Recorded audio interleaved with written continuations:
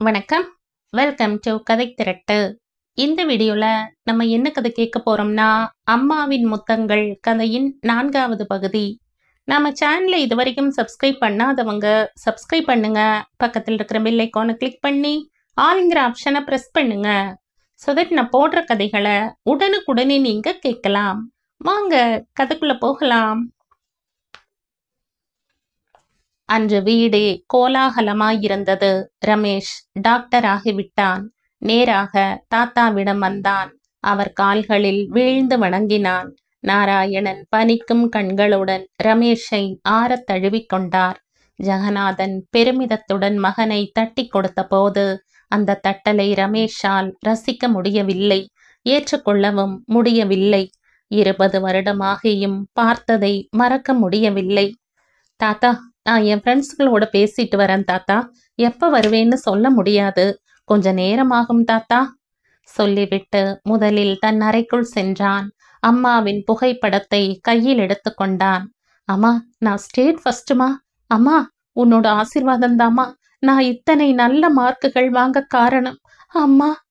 நெஞ்சில் அந்த புகைப்படத்தை வைத்து கொண்டவன் அந்த சந்தோஷமான வேளையிலும் தன்னை அறியாமல் குமுறி குமுறி அழ ஆரம்பித்தான். இத்தனை வருஷங்களாகியும் தான் பார்க்காத, நெஞ்சில் இன்றும் சுமந்து கொண்டிருக்கும் அம்மாவை அவன் வாய் அம்மா அம்மா என்று அரற்றிக் கொண்டே இருந்தது. ஒரு வழியாய் மனம் அமைதி அடைய புகைப்படத்தில் இருக்கும் அம்மாவுக்கு முத்தம் தந்தான்.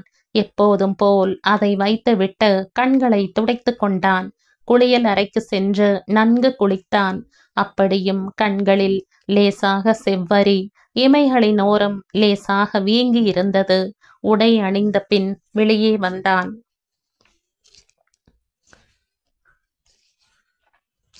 தாத்தா, போயிட்டு வர. நாராயணன் பெருமையோடு ஒரு விதமான கர்வத்துடன் அவனை பார்த்து தன் காலரை தூக்கி விட்டு கொண்டார். சட்டென்று ஒரு சிரிப்பு ரமேஷிடம் தொற்றிக் கொண்டது. கலகலவென்று வாய்விட்டு சிரித்தான். தாத்தாவின் வயிற்றில் செல்லமாய் ஒரு குத்து விட்டுவிட்டு "See you grandpa" என்று சொல்லிவிட்டு ஓடியவன் கண்களில் இளம் சிவப்பு, மூக்கில் செம்மை நாராயணனை கொஞ்சம் சிந்திக்க வைத்தது. ஜெகநாதனுக்கும் தன் மகன் தன்னிடம் இத்தனை வருடங்களாகியும் சரியாக பேசுவதில்லை, அவசியத்திற்கும் கூட மிகவும் கொஞ்சமாகவே பேசுகிறான் என்கிற குறை நெஞ்சு மட்டுக்கும் இருந்தாலும், முதலில் சின்ன குழந்தைதானே என்கிற அலட்சியமும், வளர்ந்த பிறகு எங்கு எதிர்த்து விடுவானோ, நம் மரியாதையை காப்பாற்றிக் கொள்ள வேண்டும் என்கின்ற அச்சத்திலும் அல்லாடி அவனை நெருங்கவே முடியாதவனாகிவிட்டான். இப்போது 50ஐ கடந்துவிட்ட வயதிலும் அந்த தயக்கம் அவரை நெருங்க முடியாத நிலைக்கு தள்ளியது. ரூபாவிடம் என்றும் மரியாதை குறைவாக நடந்ததில்லை ரமேஷ். ரூபாவை அம்மா என்று வாய் நிறைய கூப்பிடாவிட்டாலும் அவளிடம் அன்போடு பண்போடுதான் பேசினான், நடந்து கொண்டான். என்றைக்காவது அவசியம் என்றபோது அம்மா என்றும் பேசியிருக்கிறான். ரூபாவிற்கு உடல் நலம் சரியில்லாமல் போனால் பரிவோடு பேசுவான். மருந்துகளை வேளை தவறாமல் சாப்பிட சொல்வான். படுக்கையில் இருந்து எழுந்திருக்கவே விடமாட்டான். ஐஸ்வர்யாவிடம் அவள்தான் சமைக்க வேண்டும், மற்ற வேலைகளையும் கவனிக்க வேண்டும், அம்மா ரெஸ்ட் எடுக்க வேண்டும் என்று கட்டாயப்படுத்துவான். ரூபாவும் நல்லவளாய்த்தான் இருந்தாள். ஐஸ்வர்யா 1.5 வயசில் இருந்து ரூபாவிடம் இருந்ததால் ரூபாவும் சரி ஐஸ்வர்யாவும் சரி ஒருவருக்கொருவர் அன்பில் திளைத்து தாய் மகளாகவே ஆகிவிட்டார்கள். பெற்ற தாயிடம் ஏற்படும் கோபம், தாபம், சலுகை, கொஞ்சல், சந்தோஷம் எல்லாம் ஐஸ்வர்யாவிடமும் இருந்தன. அவர்கள் இருவரிடையே உள்ள இந்த பிணைப்புதான் ஜெகனுக்கு மிகவும் ஆறுதலான ஒன்று. ஐஸ்வர்யா ஜெகனுடைய செல்லத்திலும் செல்ல மகளானாள். அதுவும் ராதாவை விரட்டிய குற்றத்திற்கான பரிகாரமாக தன்னிடம் உள்ள அத்தனை அன்பையும் பாசத்தையும் பிராயச்சித்தமாக ஐஸ்வர்யாவின் மேல் வருஷமாக பொழிந்தான். அவள் கேட்டது கிடைத்தது, இட்டது சட்டமாயிற்று. ரூபா அவ்வப்போது கண்டிப்புடன் நடந்து கொண்டதிலும், ரமேஷிடம் அவளுக்கு இருந்த ஒரு விதமான பயத்தாலும், அதிகமான அப்பா செல்லத்திலும் கெட்டு போகாமல் ஒழுங்காக இருந்தாள் ஐஸ்வர்யா. ஐஸ்வர்யாவும் படிப்பில் வெகு சுட்டியாக இருந்ததில் அவளும் என்ஜினியர் படிப்பில் சேர்ந்து படித்து வந்தாள். இரவு 8 மணிக்கு ஆய்ந்து ஓய்ந்து வந்தாலும் ரமேஷின் முகம் பிரகாசமாக இருந்தது. அண்ணா, அம்மா இன்னைக்கு ரொம்ப பிரமாதமா சமைச்சு வச்சிருக்காங்க. உனக்காகத்தான் எல்லாரும் பசியோட காத்திருக்கோம். வாண்ணா. கொஞ்சலாக பொய் கோபத்துடன் அவன் கையை பிடித்து இழுத்தாள் ஐஸ்வர்யா. அத்தனை சந்தோஷத்திலும் பிரகாசத்திலும் ஐஸ்வர்யா, அம்மா உனக்காக சமைச்சிருக்காங்க, காத்திருக்கிறோம் என்கிற வார்த்தைகள் என்றுமில்லாமல் அன்று உள் மனதில் பொதிந்து வைத்திருந்த அம்மாவின் மேல் அடிகளாக விழுந்தன. அதை தாங்க முடியாதவனாகி ஐஸ்வர்யாவை கோபத்துடன் கத்தினான். பசிச்சா சாப்பிட வேண்டியது தானே, எனக்காக ஏன் காத்திருக்கணும்? நான் நான் காத்திருக்க சொல்லி உள்ள நுழைஞ்சதும் நுழையாததுமா என்ன இது கொஞ்சல்? போய் சாப்பிடு. ஐஸ்வர்யா விக்கித்து நின்றாள். இந்த மாதிரி ரமேஷ் எப்பவும் நடந்து கொண்டதில்லையாதலால் அழுகை முட்டி கொண்டு வர ரூபாவை கட்டிக்கொண்டு கேவ ஆரம்பித்தாள். ரமேஷ், என்னடா அவ தப்பு பண்ணினானே இப்படி கத்துற? என்னமோ முதல்ல பாஸ் பண்ணிட்டேன்னு பெருசா? பாட்டி நிறுத்து, மேல பேசாத. எனக்கு வேண்டாம், பேச்சு வேண்டாம், மேல ஒரு வார்த்தை வரக்கூடாது. நாராயணனுக்கும் திக் பிரம்மையானது. விடிஞ்ச பொழுது மிக அழகாக விடிஞ்ச நாள் தன்னை முடித்து கொள்ளும் போது ஏன் இந்த அவலத்தை உண்டு பண்ணுகிறது? யோசித்தார். மீண்டும் பேச வந்த பாகீரதியை அடக்கினார். உள்ள போன்னு சொல்லியாச்சு, இன்னும் ஏன் நிக்கிற? போ உள்ள, அப்புறமா பேசிக்கலாம் சொன்னவர் ரமேஷை பார்த்தார். கோபம் வரவில்லை. அவன் ஏதோ மன உளைச்சலில் இருக்கிறான் என்று புரிந்து கொண்டார். ரமேஷை தன்னுடன் சேர்த்து அணைத்தபடி மாடிக்கு அழைத்து சென்றார். மொட்டை மாடியில் மேலே ஆகாயத்தையே பார்த்தபடி நட்சத்திரங்களை எண்ணுவது போல நின்றான் ரமேஷ். நாராயணனால் நிற்க முடியவில்லை. கைப்பிடி சுவரின் மீது சாய்ந்தபடி உட்கார்ந்தார். சிறிது நேரம் கழித்து ரமேஷை கூப்பிட்டார். கண்ணா, ரமேஷ் வாப்பா, என்கிட்ட உட்காருடா கண்ணா. தாத்தாவால நிக்க முடியல, ப்ளீஸ் ரமேஷ் வாய. ரமேஷ் திரும்பினான். மெல்ல வந்து உட்கார்ந்தான். அவன் தோளில் கை வைத்தார் நாராயணன். ரமேஷ், ஸ்டேட் ஃபர்ஸ்ட்ல பாஸ் பண்ணியிருக்க. இத்தனை பெரிய சாதனையை செஞ்ச உனக்கு கார்த்தால இருந்த சந்தோஷமே காணாம போச்சே, ஏன்பா? என்னடா கண்ணா? தாத்தா தாத்தா பேச்சு வர மறுத்து தத்தளித்தான். Calm down my dear Ramesh, மெதுவா ஆஸ்வாசப்படுத்திண்டே பேசுப்பா. தாத்தா, இன்னைக்கு அம்மாவோட ஞாபகம் ரொம்பவே வரது தாத்தா. ரிசல்ட் பார்த்த உடனே சந்தோஷத்தால தலா கால் புரியாம இருந்தது. ஃப்ரெண்ட்ஸுகளோட சில பேர் வீட்டுக்கு போனேன். அவங்க அப்பாவும் அம்மாவும் சேர்ந்திருந்ததை பார்த்தேன் தாத்தா. அவங்க முகத்துல இருக்கிற உணர்ச்சி பாவங்களை கவனிச்சேன். உடனே அம்மாவோட ஞாபகம் தான் வந்தது. இந்த சமயத்துல என் அம்மா இருந்திருந்தா அவங்க எவ்வளவு சந்தோஷப்பட்டிருப்பாங்க. என் மேல எத்தனை பிரியத்தை ஆசையை கொட்டி இருப்பாங்க தாத்தா. அம்மா செத்து போயிருந்தா ஒருவேளை என் மனசு சமாதானப்பட்டிருக்கும். ஆனா என் கண் முன்னால அம்மாவை அப்பாவும் பாட்டியுமா விரட்டி அடிச்சதுதான் தோன்றது தாத்தா. அது அப்படியே பதிஞ்சு போச்சு. இப்ப அம்மா எங்க இருக்காங்களோ, எப்படி இருக்காங்களோ, மனசு கிடந்து துடிக்கிறது தாத்தா. எதனால இப்படி? தாத்தா, தினமும் நான் அம்மாவோட பேசுறேன் தெரியுமா? உங்ககிட்ட இருந்து வாங்கிட்ட போட்டோவோட தினமும் பேசுறேன். என்னோட மனசுல அன்னைக்கு தோணினதை எல்லாம் அம்மா கிட்ட சொல்வேன். இன்னைக்கு கூட நான் ஸ்டேட் ஃபர்ஸ்ட் வந்ததை சொன்னேன். நான் இத்தனை பெரியவனா வளர்ந்திருக்கலாம் தாத்தா, ஆனா நான் இன்னும் அம்மாவை மறக்காத, அம்மாவை பார்க்கணுங்கிற ஏக்கத்துல இருக்கிற குழந்தைதான் தாத்தா. இதுல எனக்கு ஒண்ணும் வெக்கமா தோணல தாத்தா. ரூபா அம்மாவும் என்னோட ரிசல்ட்டுக்கு சந்தோஷப்பட்டாங்க தான். ஸ்வீட் செஞ்சாங்க, இப்ப விருந்தே சமைச்சிருக்காங்க. அதோட அவங்க கடமை முடிஞ்சு போன மாதிரி தான். அவங்களால ஒரு பெத்த தாயாரோட நிலையில இருந்து அந்த மாதிரியான உணர்ச்சி பாவங்களை காட்ட முடியல. என்னாலையும் அவங்களோட அந்த அளவுக்கு ஒட்ட முடியல. அது அவங்களோட தப்பில்ல தாத்தா. அவங்களால அவ்வளவுதான் முடியும். அதுக்கு மேல எதிர்பார்க்கிறது நம்ம தப்பு. ஆனா என்ன பெத்த அம்மா மட்டும் இங்க இருந்தா அவங்களோட சந்தோஷமான முகம் எத்தனை பிரகாசமா இருந்திருக்கும். இன்னும் ஐயோ, எனக்கு என்னால அந்த உணர்வுகளை, இன்னைக்கு நான் இழந்த உண்மையான பாச அலைகளை சொல்ல தெரியாம உணராத குறை மட்டும் என் உடம்பு பூராவும் பரவி இருக்கு தாத்தா. வெடித்து வந்த குமுறலை எச்சில் விழுங்குவது போல விழுங்கி தொடர்ந்தான் ரமேஷ்.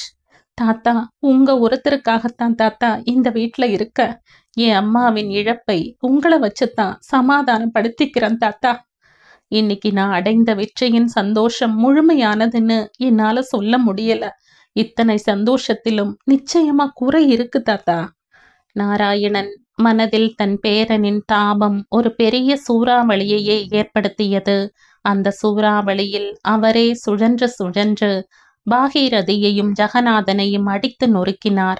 அவருக்குள்ளேயே அவரால் ஒரு ருத்ர தாண்டவம் ஆடப்பட்டது. அந்த தாண்டவத்தின் முடிவில் ரமேஷிடம் நடந்ததை கூறிவிட வேண்டும், ஒன்று விடாமல் சொல்லிவிட வேண்டும் என்ற உத்வேகம் ஏற்பட, ரமேஷ் ரமேஷ் என்று அவன் குனிந்த முகத்தை தூக்கி பார்த்தவருக்கு அந்த கண்களில் உள்ள சோகமும் தாபமும் புரிய, மேலும் இந்த பிள்ளையை நாம் கஷ்டப்படுத்தலாமா? அதுவும் இன்று? ஏன் எப்போதோ நடந்த கதையை சொல்லி இன்னும் குமைய செய்ய வேண்டும்? கூடாது. தானாக தெரிகிறவரை வாய்க்கு பூட்டு கொள்வது மிக அவசியம். அப்படி தெரியாமலே போனாலும் போகட்டும், சிதம்பர ரகசியமாகவே இருந்துவிட்டு போகட்டும் என்று தீர்மானித்தவராய் ரமேஷை உற்று பார்த்தார். தாத்தா, ஏதாவது சொல்ல வந்தீங்களா? ப்ளீஸ் சொல்லுங்க, தாங்கிக்க முடியும், சொல்லுங்க தாத்தா. ரமேஷ், தெரிந்தா உங்ககிட்ட சொல்லாம இத்தனை நாள் மறைச்சு வச்சிருப்பனா கண்ணா? அவளை நினைச்சுக்கிட்டு உரலை இடிக்க கூடாதுப்பா. அம்மாவை எப்பவும் மனசுல வச்சுக்கோ, வேண்டாங்கள. ஆனா அதுக்காக நடக்க முடியாததை நினைச்சு இன்னத்த சந்தோஷத்தை கெடுக்கணுமா? உனக்கு மட்டுமா சூழ்நிலை கெட்டு போச்சு? அத்தனை பேருக்குமே பொங்குன பால்ல தண்ணி தெளிச்சாப்புல உன் பேச்சால அத்தனை குதூகலமும் அடங்கியே போச்சேப்பா. நீ வளர்ந்த பையன், உனக்கு இது கூட தெரியாம போச்சே. அந்த வருத்தம்தான் எனக்கு ரமேஷ். ஒருத்தருக்கும் சாப்பிடல. ரூபா உனக்காக பாவம் விருந்து சமைச்சிருக்கா, அதை வீண் செய்யலாமா? ரமேஷ், தாத்தா சொல்றத நல்லா காது கொடுத்து கேளு. உங்க அம்மா உன் நினைவுல தான் இருக்காங்க. எதிரே நடமாடின்ட்டு இல்லை. இந்த 20 வருஷமா உனக்கு வேலைக்கு உணவு சமைச்சு போட்டு, துணிகளை துவைச்சு போட்டு, உனக்கு பரீட்சை நேரத்தில் ஃப்ளாஸ்கில் டீ போட்டு வச்சு, உனக்கு பிடிக்கும் பிடிக்காததை தெரிஞ்சுண்டு உன் சிநேகிதங்களை கூட்டிட்டு வந்தா டிஃபன் காஃபின்னு முகம் சுளிக்காம செஞ்சு, உனக்கு உடம்புக்கு வந்தா கஞ்சி ஹார்லிக்ஸ்னு செஞ்சு கொடுத்து, முக்கியமா உன் தங்கையை அரியா பருவத்தில இருந்து வளர்த்து பாசத்தை பொழிஞ்சு, உனக்கு இல்லாட்டாலும் அவளுக்கு தாயா மாறி இருக்காளே, இன்னைக்கு அவளை மதிக்காம அவமரியாதை செய்யறது நியாயமா ரமேஷ்? அந்த பொண்ணுக்குன்னு குழந்தை குட்டி இருக்கா? இல்ல. உங்களை அதுக்காக வெறுத்து ஒதுக்கினாளா? கடமையில தவறினாளா? சொல்லு ரமேஷ். இத்தனை நாள் நீயும் ரூபா கிட்ட மரியாதை இல்லாம நடந்ததில்ல.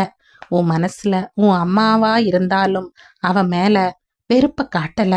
அதுல எனக்கு ரொம்ப சந்தோஷம். ஆனா இன்னைக்கு இத்தனை பெரிய அச்சீவ்மெண்ட் உன்னால அடைய முடிஞ்சிருக்கிற சந்தோஷத்துல வீடே மூழ்கி இருக்கிறப்ப உன்னாலேயே அந்த சந்தோஷம் கெட்டு போச்சேப்பா. அதை என்னால தாங்கிக்க முடியல. என் பேரனா இப்படின்னு தவிக்கிறேன்ப்பா. நீ படிச்சிருக்கிறது டாக்டருக்கு, அதுவும் நீயா விரும்பி படிச்ச. ஒரு டாக்டருக்கு தேவையானது என்னன்னு உனக்கே தெரியும். நான் சொல்ல வேண்டியதில்லை. நாளைக்கே நீ ஒரு பெரிய சர்ஜனாவோ வேற ஏதோ விதத்துல தலைமையா இருக்கிற சூழ்நிலை ஏற்படலாம். உனக்கும் கல்யாணம், மனைவி, குழந்தை, குட்டிகள்னு குடும்பம் பெருகும். குடும்பம்னா எத்தனையோ மன உளைச்சல்கள், சிக்கல்கள் ஏற்படலாம். அதையெல்லாம் மனசுல சுமந்து கொண்டு நீ ஒரு ஆப்ரேஷனோ இல்ல பேஷண்ட்டை கவனிச்சு பிரிஸ்கிரிப்ஷனோ எழுதி தந்தா இப்ப கிடைச்ச பேரும் புகழும் அப்ப கிடைக்குமா? அப்ப உன் கடமையை சரியா செஞ்ச திருப்தி இருக்குமா? உன்னால ஒழுங்கா உன் வேலையை செய்யத்தான் முடியுமா ரமேஷ்? டாக்டர் படிப்புக்கு சேவை மனப்பான்மை நிறைய வேணும்பா. உன்னோட விருப்பு வெறுப்புக்கு ஆளாகாம ஒதுக்கி வச்சு மற்றவங்க உபாதையை பொறுமையா கேட்டு தீக்கிறது தான் உன் வேலை. வீட்டு விஷயங்களை வீட்டோடையே விட்டுத்தான் நீ வெளியே வரணும். இரண்டையும் குழப்பிண்டா உன்னால நல்ல பேர் வாங்க முடியாம ஏறு மாறாத்தான் போகும். இன்னைக்கு நம்ம வீடு இருக்கே, அந்த நிலையில்தான் முடியும். இதெல்லாம் சரியா ரமேஷ்? என்னால பொறுத்துக்க முடியலடா. தழுதழுத்த குரலில் நாராயணன் பேசவும் ரமேஷுக்கு தான் எத்தனை மோசமாக நடந்து கொண்டு விட்டோம் என்று புரிந்தது. தனக்குத்தானே அவமானமாய் உணர்ந்தான். இப்போது என்ன செய்வது? எப்படி எல்லோரையும் எதிர்கொள்வது? புரியாமல் தவித்தான். கைகளை பின்புறம் கட்டியபடி இப்படியும் அப்படியுமாய் நடந்தான். மனது ஒரு முடிவுக்கு வந்தது. தாத்தா, வாங்க கீழே போகலாம். வாங்க தாத்தா. அவரை கை தாங்கலாய் பிடித்தபடி கீழே இறங்கி வந்தான். மறுநாள் லலிதா, சாரங்கன், கணேஷ், குமரேஷ் நால்வரும் வருவதாக இருந்ததால் ராதாவிற்கு நிறைய வேலைகள். அதுவும் கணேஷிற்கு இன்னும் 15 நாட்களில் கல்யாணம். பெண் பாண்டிச்சேரிதான். வீடியோ எடுத்து பெண் நடப்பது சிரிப்பது எல்லாம் அனுப்பி பதிலுக்கு கணேஷின் வீடியோவும் அனுப்பி நிச்சயமானது. நேரில் பெண்ணை பார்த்தது ராதாதான். போனில் பேசிய போது கணேஷை நன்றாகவே கேலி செய்தாள் ராதா. கணேஷ், பெண் ரொம்ப அழகு, நல்ல சூட்டிகை. இனிமே அவ போட்ட கோட்டுக்குள்ளதான் உன் ஆட்டம் எல்லாம். புரிஞ்சுதா? கண்டிப்பா ராதா ஆன்ட்டி. அப்படி ஆடுறதுக்குன்னே தான் நான் என்னை எப்பவோ தயார் செஞ்சுண்டாச்சு. இதுல என்ன தப்பு ஆன்ட்டி? ஒரு பொண்ணு அவ பிறந்து வளர்ந்த இடத்தை விட்டு புது இடத்துக்கு வந்தா அவளுக்கு ரொம்ப நெருங்கியவன்னு மன ரீதியாகவும் சரீர ரீதியாகவும் நான் தானே ஆன்ட்டி. அதனால முதல்ல அவ ஆட்டத்துக்கு ஆடி அப்புறமா மொள்ள நம்ம தாளத்துக்கு ஆட வைக்கணும். இப்ப புரிஞ்சுதா உங்களுக்கு? அவனும் நக்கலாக கூறி ஓஹோ என சிரித்தான். தோட்டத்தையும் வீட்டையும் என்றுமே சுத்தமாக வைத்திருப்பதால் அந்த கவலை இல்லை. இவள் ஒருத்திக்காக கொஞ்சம் பாத்திரங்கள் சின்னதாக வெளியே வைத்திருந்ததால் பெரிய பெரிய பாத்திரங்களை பரணில் இருந்து எடுத்து சுத்தப்படுத்தி சமையலறையில் அடுக்கினாள். சாம்பார் பொடி, ரசப்பொடி, பருப்பு பொடி என்று பொடிகளை அரைத்து வைத்தாள். சாமான்களை வாங்கி டப்பாக்களில் நிரப்பினாள். ஃப்ரிட்ஜ் நிரம்பி வழிந்தது. மறுநாளைக்கான மெனு அவள் மனதில் தயாராகிவிட்டது. பாதி இரவில் வந்தார்கள். இவள் போட்டு தந்த காஃபியை சாப்பிட்டு, ஆன்ட்டி, இந்த காஃபிக்காகவே தான் இந்தியா வந்தோம் ஆன்ட்டி. இன்னைக்கு என்ன சமையல்? புது டிஷ் என்ன பண்ண போறீங்க? மாறி மாறி துளைத்தெடுத்தார்கள். சாப்பிட்டு கடை கண்ணிகள் என்று போய்விட்டு வந்தார்கள். அடுத்த நாள் ராதாவையும் கூட்டிக் கொண்டு புடவைகள் நகைகள் வாங்க மெட்ராஸுக்கு காரில் புறப்பட்டார்கள். என்ன மறுத்தும் ராதாவிற்கு அகலமாய் சரிகை போட்ட பட்டுப்புடவை கீரை பச்சையில் பிங்க் பார்டர் போட்டு வாங்கினார்கள். கல்யாண வீட்டின் கலகலப்பு, பரபரப்பு, கோலாகலம், குதூகலம் எல்லாமே ஆரம்பமாகிவிட்டது. சாரங்கனின், லலிதாவின் உறவினர்கள் எல்லாம் வந்தாயிற்று. அவர்களுக்கு ராம் இன்டர்நேஷனலில் மாஸ், சத்ரு என எல்லா ஹோட்டலிலும் அறைகள் புக் செய்தாயிற்று.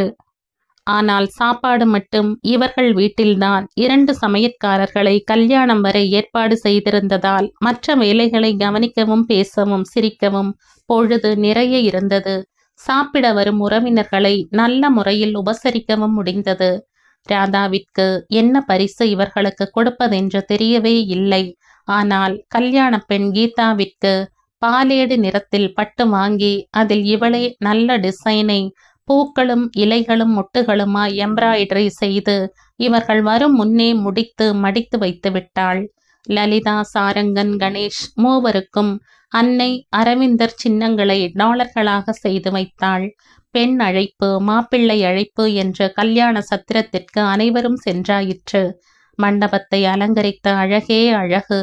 மாவிலை தோரணங்கள், குலையுடன் கூடிய வாழை மரங்கள் பக்கத்திற்கு ஆறாய் நெருக்கமாயிருந்தது என்றால் கமுகும் அதோடு போட்டி போட்டுக்கொண்டு நெருக்கி அடித்தும் தென்னம்பாளை, பனை, நுங்கு கொத்து கொத்தாய் கண்கொள்ளா காட்சிதான்.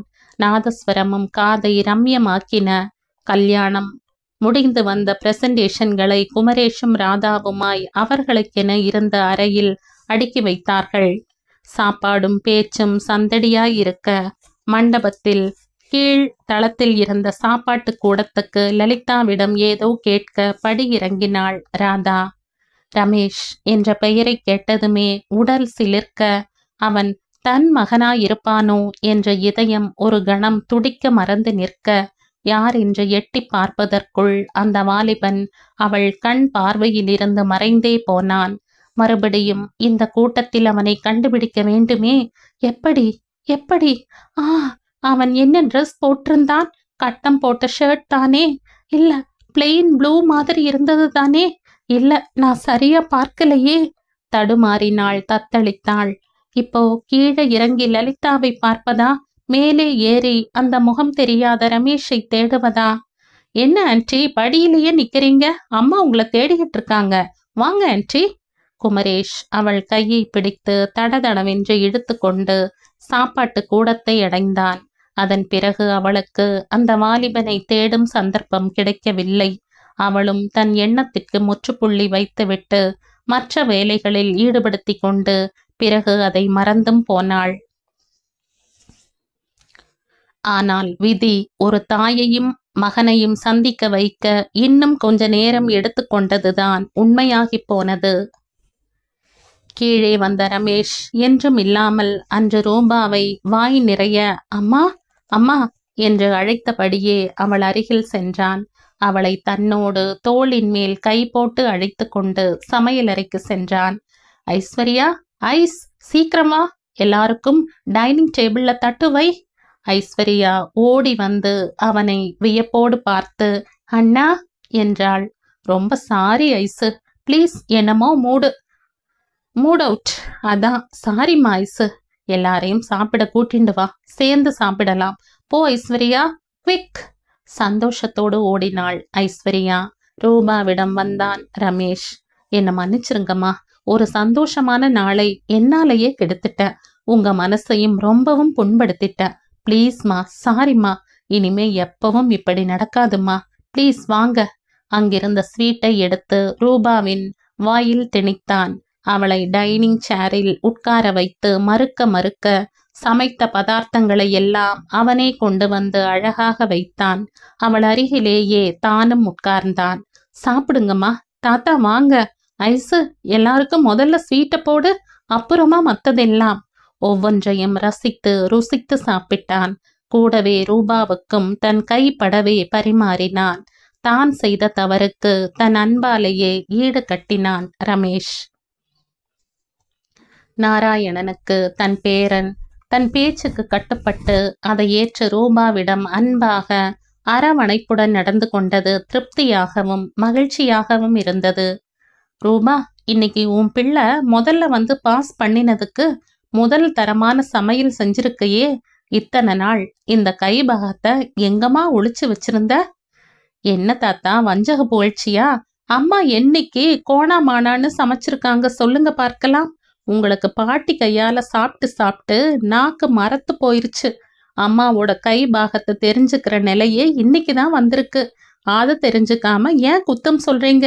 என்ன ஐசு, நான் சொல்றது சரிதானே? ஏண்டா, அத்தனை மோசமா சமைச்சு போட்டுதான் உங்க அப்பாவும் தாத்தாவும் தொந்தியும் தொப்பையுமா இருக்காங்களாக்கும்? போவியா வாயை மூடிக்கிட்டு? விடிஞ்சு துள்ளின சாயந்தரமா பொரிஞ்ச இப்ப வழியறையா? பாகீரதி, உனக்கு தமாஷினாலே புரியாத ஜன்மம் டி நீ.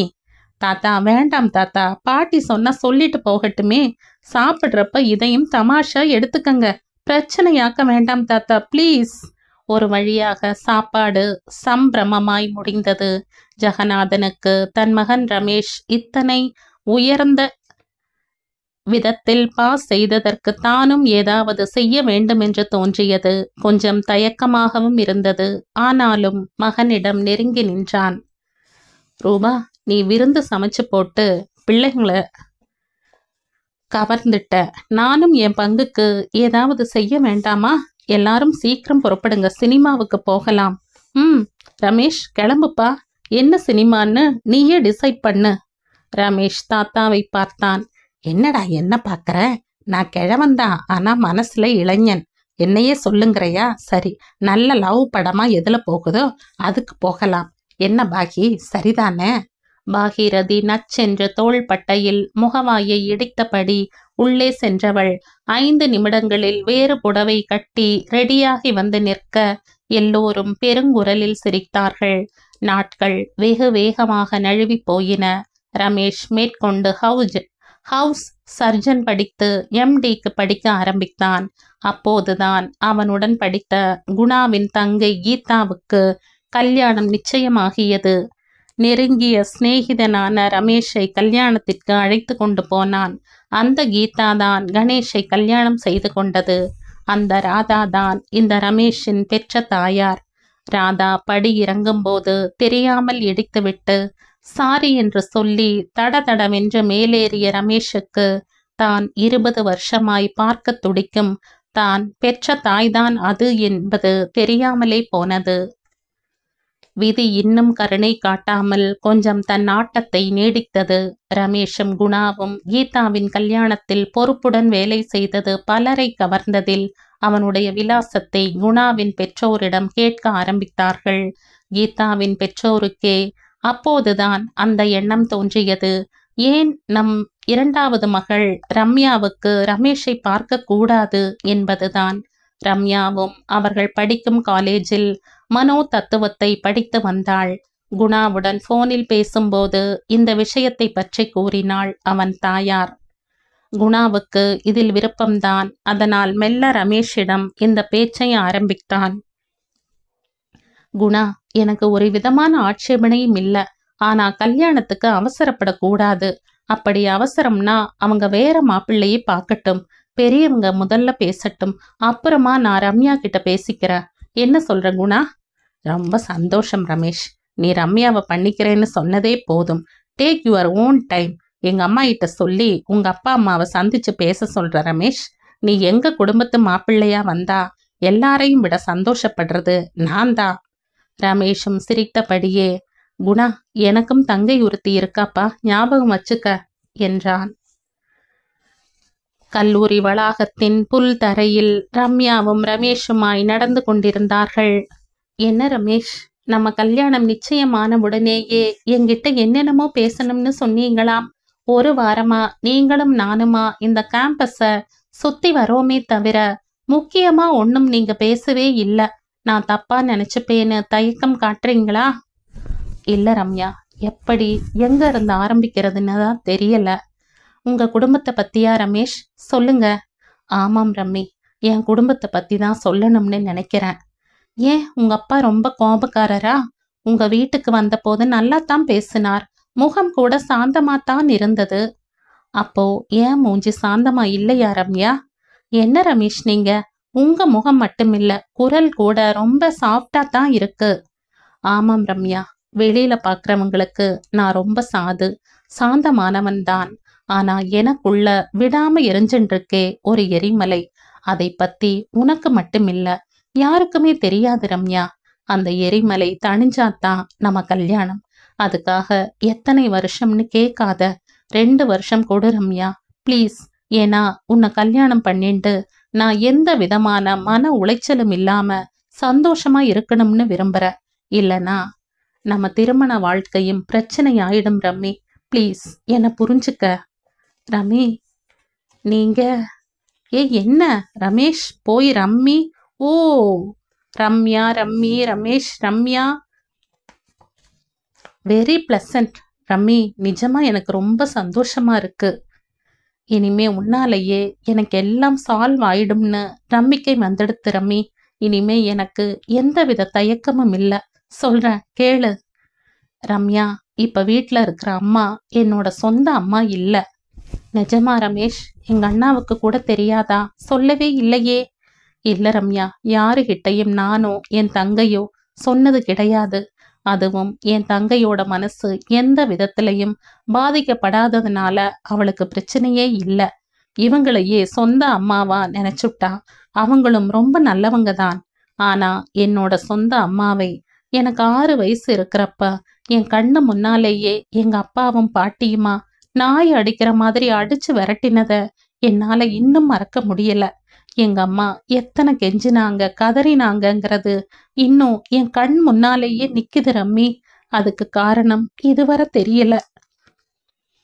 ஏன், உங்க அப்பாவும் அம்மாவும் எப்பவுமே சண்டை போட்டுக்கிட்டே தான் இருப்பாங்களா? இல்ல, இல்லவே இல்ல. எத்தனை சந்தோஷமா இருந்தோம் தெரியுமா? அப்பா ஆபீஸ்ல இருந்து வந்தாலே வீட்ல ஒரே சிரிப்பும் கும்மாளமும் தான். அதுவும் லீவு நாட்கள்ல அம்மா விதவிதமா சமைப்பாங்க. சேர்ந்து உட்கார்ந்து சாப்பிடுவோம். அப்பாவோட சேர்ந்து எல்லாருமா வெளியில போவோம். ஹோட்டலுக்கு, சினிமாவுக்குன்னு எத்தனை ஜாலியா இருந்தோம் தெரியுமா ரம்யா? பின்ன திடீர்னு அம்மா மேல உங்க அப்பாவுக்கு என்ன கோபம்? வீட்ல ஏதாவது நடந்திருக்கணுமே, ஞாபகம் இல்லையா? அந்த சம்பவம் நடக்கிறதுக்கு, அதாவது அம்மாவை விரட்டுறதுக்கு முதல் நாள் அப்பா வேலை பார்த்த ஊர்ல வீட்ல என்ன நடந்ததுன்னு தெரியாது. நான் ஸ்கூல்ல இருந்து வீட்டுக்கு வந்தபோது அப்பா எல்லாம் மூட்டை கட்டி வச்சிருந்தாரு. அம்மா என்னை கட்டிண்டு அழுதாங்க. அப்பாவோட ஃப்ரெண்டு கார் கொண்டு வந்திருந்தாரு. நாங்க எல்லாருமா வீட்டை பூட்டிண்டு அந்த கார்லயே தாத்தா ஊருக்கு வந்துட்டோம். என்னையும் ஐஸ்வர்யாவையும் ரூம்ல ஆளுங்க கிட்ட விட்டுட்டு கதவை சாத்திட்டாங்க. மறுநாள் ஒரே கூச்சல்.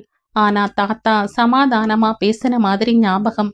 நான் அழுது கொண்டே வெளியில வந்தபோது அம்மா என்னையும் என் தங்கச்சியையும் 2 கையில பிடிச்சுண்டு போறப்போ எங்க 2 பேரையும் அம்மா கிட்ட இருந்து பிரிச்சு இழுத்து வீட்டுக்குள்ள தள்ளி அம்மாவை அடிச்சு விரட்டினாங்க. அந்த காட்சி இன்னும் கூட என் மனசுல இருந்து விலகல. அதனால என் அப்பா பாட்டி 2 பேர் மேலையும் இன்னும் எனக்கு கோபம் தணியல. ஏன் ரமேஷ், உங்க தாத்தா கிட்ட கேக்குறது தானே? கேட்டனே. அம்மாவுக்கு ஏதோ வியாதின்னு அதனால தான் வெளியே அனுப்பிச்சிட்டாங்கன்னு சொன்னார். மேலே ஒன்னும் சொல்லல. எது கேட்டாலும் இதுக்கு மேல எனக்கு தெரியாதுடா கண்ணா, நான் உண்மையத்தான் சொல்றேங்கிறார். என் மனசுல மட்டும் அப்படி ஒரே நாளில் வரக்கூடாத வியாதி வந்து அதை கண்டுபிடிச்சு துரத்தினாங்கன்னா அப்பேற்பட்ட வியாதி என்ன வியாதின்னு புரியல. எப்பவாவது தெரியாமையா போயிடும். அதுக்கும் நாம ஏதாவது கண்டுபிடிக்கணும்னு தான் இந்த டாக்டர் படிப்பை எனக்குள்ள ஒரு சவாலா எடுத்துட்டு படிச்சேன். ஆனா என் அம்மாவை ஒன்னு கண்டுபிடிச்சாகணும், இல்ல என்ன வியாதினாவது தெரிஞ்சுக்கணும். இதுதான் ரம்மி என்னோட பிரச்சனை. ரம்யா கீழே இறக்கும் புல்லை பிடுங்கியபடி என்னமோ யோசித்து கொண்டிருந்தாள். ரம்யா, ஏன் ஒன்னும் சொல்லல? என்ன யோசிக்கிற? ரமேஷ், இப்ப நான் சொல்றது கேட்டு தப்பா நினைச்சுக்க கூடாது, சரியா? ரம்மி, நாம 2 பேரும் ஒன்னா வாழ போறவங்க. என்னோட மனசுல இருக்கிறத நான் பிளெயினா சொல்லியாச்சு. அதே போல உன்னோட அபிப்பிராயத்தை தாராளமா சொல்லலாம். நாம 2 பேரும் டாக்டரா இருக்கிறதுனால ஒளிவு மறைவில்லாம பேசுறதுல தப்பில்ல. சொல்லு ரம்யா. ரமேஷ், உங்க அம்மாவுக்கு எந்த வியாதியும் ஒரு நாளில் வர முடியாதுன்னு உங்களுக்கு தோணலையா? டெஃபினெட்லி தோணித்து. ஆனா தாத்தா வியாதின்னு தானே சொன்னார். இருக்கலாம். தாத்தா உங்க மனசுல எந்த விகல்பமும் வரக்கூடாதுன்னு இப்படி போய் சொல்லி சமாளிச்சிருக்கலாம். ஏன்னா சின்ன வயசுல உங்க அம்மாவை உங்க அப்பாவும் பாட்டியும் விரட்டினதால 20 வருஷங்களா மறக்காம அவங்க 2 பேரோடையும் நீங்க சகஜமா பழகாம ஒரு வெறுப்பை காட்டுறீங்க. அதனால நடந்த உண்மையை என்னன்னு உங்ககிட்ட சொல்லாமலேயே இருந்திருக்கலாம் இல்லையா? ரம்யா, நிச்சயமா ஒரு மனோதத்துவ டாக்டருங்கிறத நிரூபிச்சுட்ட. கண்டிப்பா அப்படித்தான் இருக்கணும் ரம்மி. இப்ப என்ன பண்ணலாம்னு சொல்ல? தாத்தா கிட்ட கேட்கட்டுமா? வேண்டாம் ரமேஷ், கொஞ்சம் பொறுத்துக்கங்க. ஒரு வழி இருக்கு. எங்க ப்ரொஃபஸரையும் கேட்டுக்கிறேன். ஆனா அதுக்கு உங்க தாத்தாவோ உங்க அப்பாவோ ஒத்துக்கணும். என்ன வழி ரம்யா? தாத்தாவை எப்படியாவது சம்மதிக்க வைக்கிற சொல்லு. ஸ்லீப் ஹிப்னாசிஸ், இதுதான் சிறந்த வழி. கண்டிப்பா இதுல 20 வருஷத்துக்கு முன்னே நடந்ததெல்லாம் சொல்லிடுவாங்க தானே? அதைத்தானே சொல்ற? ரமேஷ், நீங்களும் டாக்டர் தானே? இது பத்தி கேள்விப்பட்டது இல்லையா? படிச்சது இல்லையா? நீங்க சொல்றது ரொம்ப சரிதான். எத்தனை வருஷத்துக்கு முன்னே ஆனாலும் பரவாயில்ல. ஆள் மனசுல இருக்கிறதை அப்படியே அன்னைக்கு நடந்ததை இன்னைக்கு நடக்கிற மாதிரி சொல்லிடுவாங்க. அதைத்தான் செய்யணும். அப்ப உண்மை புரியும். நான் அப்பாவை கேட்க மாட்டேன் ரம்யா, ஒத்துக்க மாட்டார். தாத்தாவை கூட்டிண்டு வர நீ ஒரு நாள் இதுக்குன்னு டாக்டர் கிட்ட கேட்டு ஃபிக்ஸ் பண்ணு. இன்னொன்னும் சொல்ற ரமேஷ், இப்ப ரொம்ப அவசரப்படாதீங்க. உங்க அப்பாவுக்கு அடிக்கடி ஏதோ உடம்புக்கு சின்ன சின்ன ப்ராப்ளம் வருதுன்னு சொன்னீங்க. அந்த மாதிரி மறுபடியும் ஏதாவது வரட்டும். அப்ப அதை சாக்கா வச்சு உங்க அப்பாவையே இந்த ஸ்லீப் ஹிப்னாசிஸுக்கு உட்படுத்தலாம். நீங்க ஒரு டாக்டர். உங்க வாழ்வில நடந்ததை, அதுவும் உங்க பெத்த தாயாரை பத்தி தெரிஞ்சுக்கணும்னு இத்தனை வருஷமா உங்க மனசுல நடக்கிற போராட்டத்துக்கு உதவத்தான் இத சொல்றேன். உங்க அப்பாவும் அம்மாவும் தான் அந்த இடத்துல இருந்தது என்ன நடந்ததுங்கிறதை அவங்க 2 பேர்ல ஒருத்தரால தான் சொல்ல முடியும். உங்க அம்மா எங்க இருக்காங்க, எப்படி இருக்காங்க, ஒன்றும் தெரியாது. அதனால உங்க அப்பாவுக்குத்தான் இந்த சிகிச்சைக்கு ஏற்பாடு பண்ணணும். அவசரம் வேண்டாம் ரமேஷ். உணர்ச்சி குவியலில் ரம்யாவின் கைகளை பிடித்து கொண்டு கலங்கினான் ரமேஷ்.